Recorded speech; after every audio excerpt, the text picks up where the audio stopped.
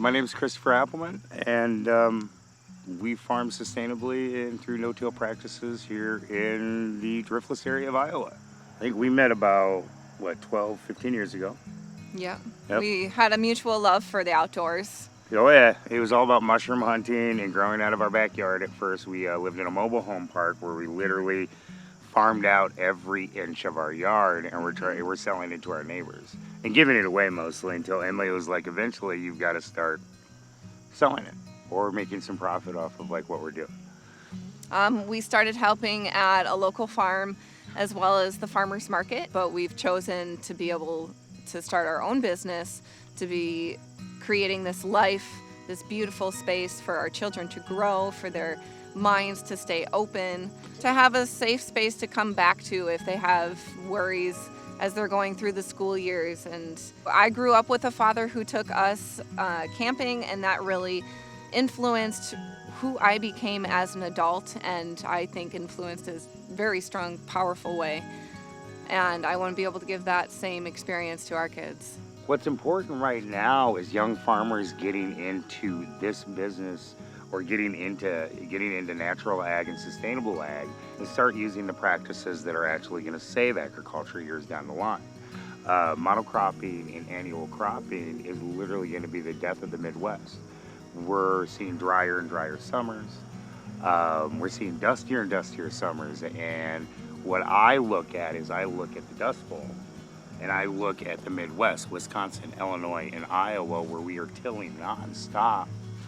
And the same things are happening. Temperatures are rising. We're getting less water every summer. Erosion Like crazy. I think it's more important now than ever for young farmers to get into this and start using the practices that are going to save us. It's not about just farming. our generation. We need to make the changes now. We need to stop deep tilling the soil on a constant basis. We need to put nutrients back into the soil. Be mindful of what we're doing. And diversify. Don't just grow the staples for your area. Try to get people to try new things. Try to get people to think outside of that food basket a little bit. Eat something new once a month or once every couple weeks. As parents and as individuals, we hold on to this hope and belief that if we all make the change, we can make change together.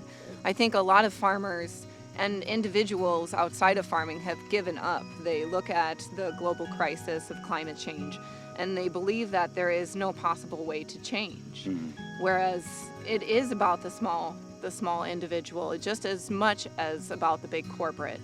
If we make the change on a small scale together, it changes everything.